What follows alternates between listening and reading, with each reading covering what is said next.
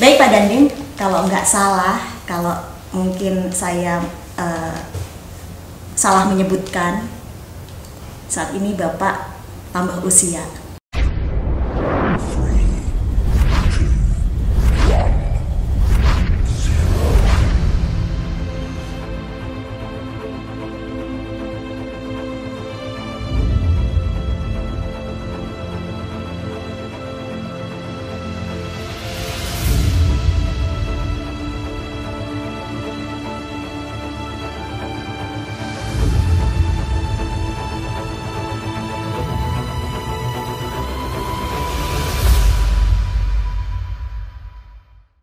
Assalamualaikum warahmatullahi wabarakatuh.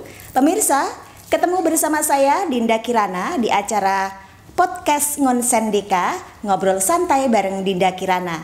Dan pada kesempatan hari ini adalah hari yang sangat luar biasa, hari yang sangat istimewa. Karena apa pemirsa? Dinda Kirana saat ini sowan di kantornya beliau Bapak Dandim 0719 Kabupaten Jepara, Bapak Letnan Kolonel Arhanutri Yudi Herlambang SEMI Pol. Sosok yang begitu familiar, banyak sekali mengenal beliau. Seperti apa kita sapa beliau? Apa kabar Pak Dandim? Kabar baik Mbak Dinda. Sehat ya Pak ya? Alhamdulillah. Alhamdulillah. Pak Dandim, di sini di acara podcast Ngonsen Deka, ngobrol santai bareng Dinda Kirana. Nggak apa-apa santai ya Pak ya? Yeah. Baik. Pak Dandim kan sudah sekitar setahun ya Pak ini menjabat sebagai Komandan Kodim di Kabupaten Jepara. Yeah, Kira-kira tentunya banyak sekali dong Pak suka duka, pengalaman-pengalaman, mungkin pengalaman pahit, pengalaman menyenangkan, pengalaman yang nggak bisa dilupain gitu Pak. Seperti apa Pak bisa diceritakan kepada pemirsa Ngonsen Deka? Ya, pengalaman tentu ada Mbak Dinda. Karena saya sudah 1 tahun 1 bulan. Awal saya menjabat Dandim di sini itu terjadi bencana banjir di daerah Nalum Sari. Oh, banjir. Ya, itu kejadiannya bisa dibilang sangat cepat. Itu hujan beberapa hari, kemudian air meluap. Yang kebetulan di wilayah Kudus sudah banjir duluan, jebol tanggul, dia sudah tinggi, kemudian karena hujan tinggi, terus kemudian ada beberapa saluran air yang tertutup oleh potongan pohon pisang. Terus kemudian menghambat aliran air. Iya. Kemudian di wilayah Nalum Sari dan Mayong ini terjadi banjir. Ya, kita Kodim beserta Polres dan PU pada saat itu langsung bekerja. Kita kerahkan alat berat, eskavator, kita bawa ke Mayong, kita keruk tadi potongan-potongan pisang yang jumlahnya sangat banyak sehingga air bisa mengalir. Kemudian kita juga langsung atasi yang di Nalum Sari. Iya. Kemudian hasilnya hanya waktu butuh 2 hari itu air sudah surut, sudah bisa dilewati. Ada beberapa yang memang area yang wilayahnya agak waktu itu dalam. berapa lama Pak kira-kira banjir itu melanda Mayong dan Nalum Sari itu Pak? Banjir itu terjadi kurang lebih 2 hari, setelah itu langsung surut. Sudah bisa surut. Karena waktu itu kita segera bergerak cepat supaya segera surut waktu itu. Karena pertimbangan kita kalau lama itu pasti akan ada penyakit, terus kemudian nanti ada kerugian material termasuk tanaman itu. Ya alhamdulillah tidak semuanya rusak, tapi masih berhasil, ada beberapa yang sempat diselamatkan termasuk ternak di masyarakat, sehingga kerugiannya tidak terlalu besar. Iya, alhamdulillah ya Pak. Mungkin ada sesuatu yang mengesankan gitu, atau di sana terjadi hal-hal yang sulit dilupain oleh Pak Dandim. Apa ya? Sulit dilupakan. Kisah-kisah waktu itu. Masyarakat itu kan sedang musibah waktu itu, tapi mereka minta foto bareng dengan kita. Itu artinya kan, ya mereka walaupun kena bencana, tapi mereka happy. Bukan menikmati, tapi merasa mungkin perhatian dari pemerintahnya, dari Forkopimda terutama itu. Jadi mereka merasa terayomi. Oke. Itu pada Kemudian, saat itu ya Pak? Ada juga pengalaman yang luar biasa pada saat itu ada peningkatan jumlah terkonfirmasi COVID. Oh iya. Itu kalau nggak salah waktu kemarin Bapak Dandi menjabat sebagai Ketua Satgas COVID ya Pak untuk Kabupaten Jepara. Iya, Jepara ini Ketua Satgasnya Bupati, kita wakilnya. Iya. Nah waktu itu gimana Pak ceritanya itu? Kita di tengah situasi pandemi itu di luar dugaan juga sebenarnya, tapi sudah naik itu beberapa hari sebelum Lebaran. Karena mudik yang susah dikendalikan pada saat itu, mereka sudah dilarang oleh pemerintah untuk tidak mudik. Namun ada beberapa masyarakat di wilayah kota itu bandel juga mudik ke kampung lewat jalan-jalan tikus, sehingga mereka tidak sadar membawa penyakit dari wilayah sebelumnya, terus menulari warga di sekitar sini. Itu menjelang beberapa hari di wilayah, kalau tidak salah di daerah Nalum Sari juga itu. Nalum Sari itu ada beberapa, sekitar 59 orang itu terkonfirmasi, hampir satu kampung. Terus kemudian meledak itu pada saat Lebaran itu juga. Terus kemudian puncaknya itu di tanggal 18 Juni 17-18 Juni 2021 itu kita merupakan wilayah kabupaten tertinggi di wilayah Jawa Tengah. Sampai itu ya Pak, waktu itu ya. Itu yang meninggal juga sangat banyak, setiap hari hampir setiap 5 menit ambulan bunyi untuk membawa jenazah. Kita semua merasakan waktu itu. Terus kemudian kita bergerak cepat, kemudian kita laksanakan penyekatan, terus kemudian kita laksanakan serbuan vaksinasi, kemudian kita laksanakan pengoperasian pabrik itu. Kalau itu dia bersifat sifatnya, kalau dia itu penting, krusial, ya dia 100%, kalau tidak dia 50% atau work from home waktu itu kita terapkan. Sehingga beranjak kemudian surut sampai dengan saat ini alhamdulillah bisa dikendalikan, terkonfirmasi jumlahnya sampai dengan tanggal sekarang itu 5 tinggal 5 orang. Kalau pasien di rumah sakit sudah 0, tidak ada. Ya 5 orang itu aja. Itu pun ibu hamil kalau tidak salah. Kalau sekarang sudah hampir tidak ada. Yang perlu kita waspadai juga sebenarnya, karena ada beberapa pengalaman itu di India naik, kemudian 1 bulan kemudian kita naik juga. Terus kemudian di Cina bulan November meledak, kita Februari di sini meledak juga. Nah, saat ini di Jerman itu ada virus baru, hampir setiap hari itu yang meninggal 10.000. Sehingga kita perlu waspada, jangan juga nanti kita di sini kita tidak waspada, ada ledakan lagi. Itu kalau kita sudah pengalaman, tentunya ini pengalaman ini bisa dijadikan guru atau contoh sehingga tidak perlu ada lagi ledakan. Betul sekali. Masyarakat harus prokes, tetap menggunakan masker, cuci tangan, itu jangan diabaikan, tetap dilaksanakan. Yang paling unik mungkin pada kisah-kisah selama COVID ini, Pak. Ya, selama COVID ini yang paling terdampak itu seniman. Seniman di wilayah Jepara ini, orkes, kemudian pekerja seni, terus yang lain ya mungkin wayang, termasuk wayang, ukir, terus apa itu? Tontonan itu. Nah itu tidak diizinkan untuk melaksanakan kegiatan kegiatan untuk melaksanakan kegiatan hiburan itu ditutup. Nah, kita kemarin sudah berusaha menjembatani, kita lakukan secara virtual. Baik Pak Dandim, seperti yang Pak Dandim sampaikan tadi bahwa Jepara ini adalah yang paling terdampak dalam atau pada saat pandemi COVID-19 tuh pekerja seniman di Kabupaten Jepara ini benar-benar merasakan dampaknya, dan itu betul pemirsa bahwa memang Jepara ini notabene adalah kota budaya karena banyak sekali kebudayaan yang keren di Kabupaten Jepara. Ada emprak, wayang, ada kentrung, ada seni drama, teater, kemudian musik, semuanya terdampak. Selain itu, pemirsa, Jepara juga dikenal dengan kota ukir. yang sudah mendunia untuk nama kota ukir di Kabupaten Jepara ini benar-benar sudah mendunia. Dan kira-kira seperti apa Pak untuk generasi muda ke depannya, harapan dari seorang Bapak Dandim 0719 di Kabupaten Jepara ini untuk kota Jepara sebagai kota ukir, kota industri mebel yang sudah ekspor impor ini berlalu lalang, harusnya seperti apa sih Pak untuk supaya kita tetap bertahan dengan kota ukir ini untuk generasi muda, peminat ukiran, dan juga untuk industri mebel di Kabupaten Jepara ini supaya tetap bertahan gitu. Iya. Silakan.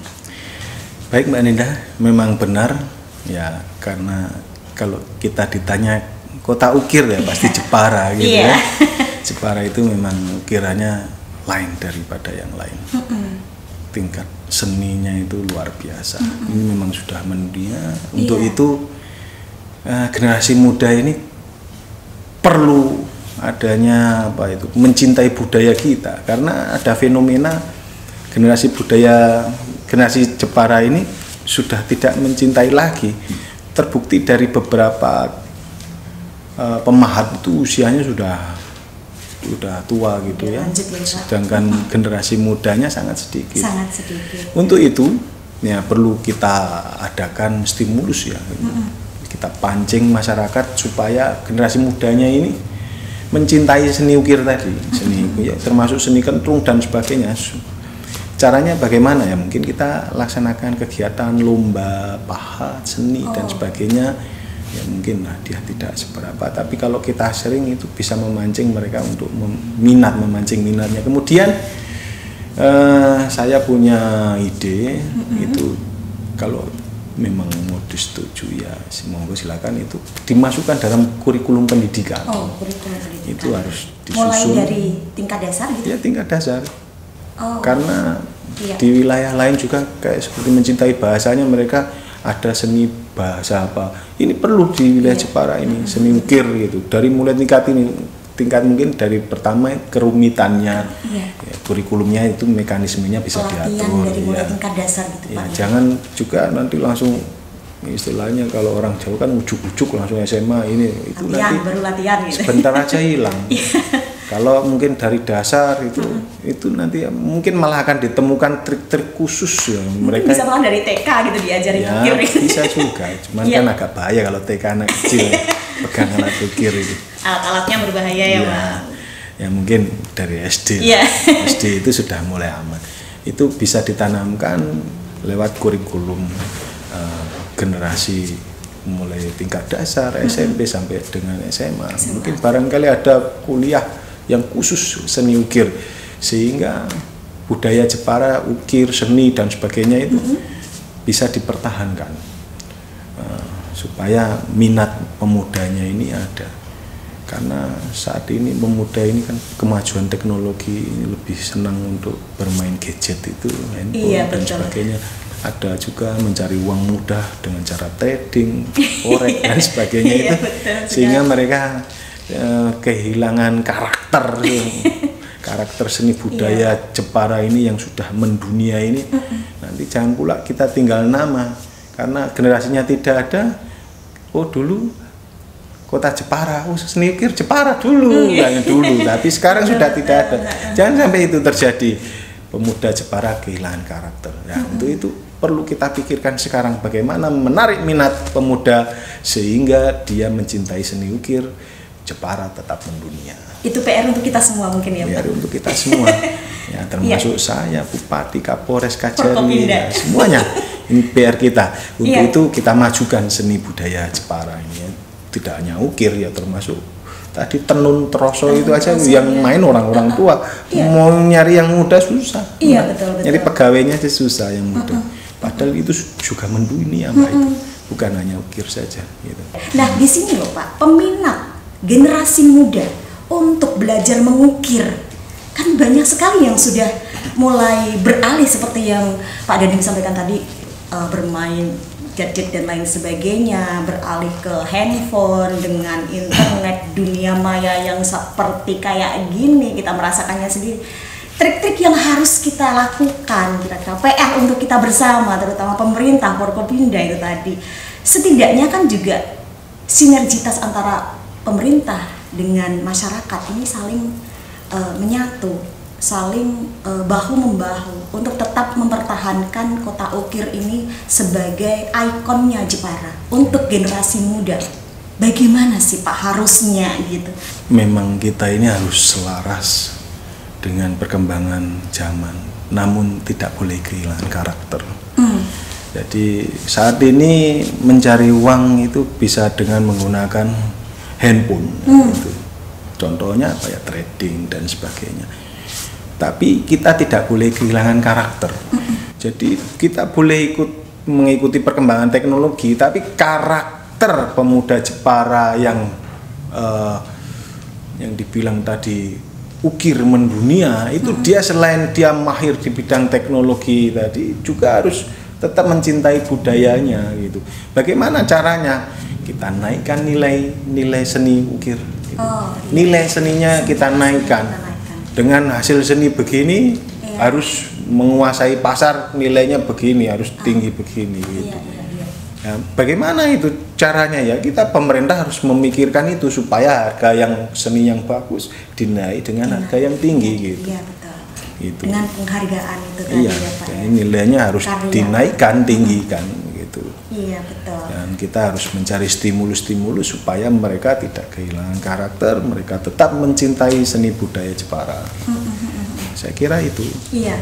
Baik pemirsa, itu tadi meskipun kita dalam berdialog saat ini banyak sekali candaan, tapi sebetulnya itu adalah sisi penting dari seorang Dandim 0719 Jepara, pesan untuk kita semua, terutama generasi muda di Kabupaten Jepara, untuk terus menguri-uri kebudayaan Kabupaten Jepara, terus menjunjung tinggi nilai karakter di Kabupaten Jepara, yaitu Kota Ukir, ikonnya Jepara. Baik Pak Dandim, kalau nggak salah, kalau mungkin saya salah menyebutkan, saat ini Bapak tambah usia.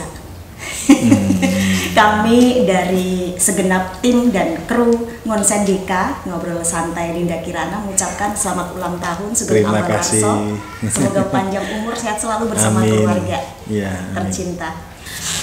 Pak Dandim, kalau kita mau jujur ya Pak, Bapak Dandim, seorang Bapak Triyudi Herlambang di Kabupaten Jepara ini benar-benar sudah menjadi sosok artis yang dikenal oleh banyak kalangan masyarakat di Kabupaten Jepara, terutama generasi muda ini Pak ya, pada ngefan banget gitu sama Pak Dandim, terutama kalau udah nyanyi gitu ya, di YouTube kita lihat, di Facebook kita lihat, aduh yang ngefan luar biasa banyak banget gitu. Seperti apa kira-kira perasaan dari Pak Dandim untuk Kota Jepara, untuk generasi muda, fans Pak Dandim di sini gitu? Mungkin ada yang ingin disampaikan. Baik, terima kasih Mbak Dinda. Sebenarnya kita itu memancing mereka, menarik mereka supaya berkreasi sebenarnya. Tidak ada tujuan untuk viral gitu.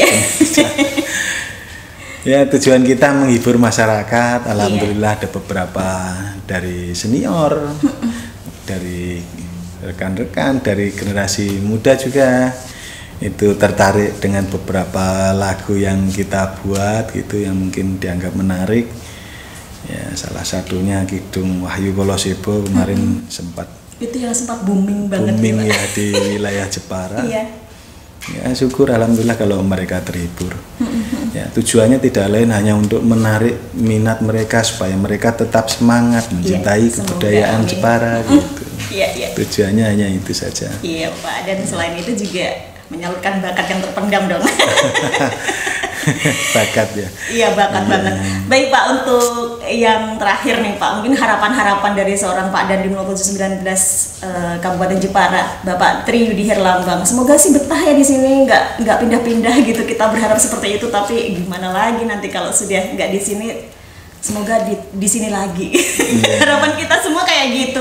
Silakan Bapak Dandim memberikan pesan-pesan untuk kita semua. Harapan dari Bapak untuk generasi muda di Kabupaten Jepara juga seperti apa gitu. Harapan saya ya, generasi muda ini tetap mencintai budaya Jepara.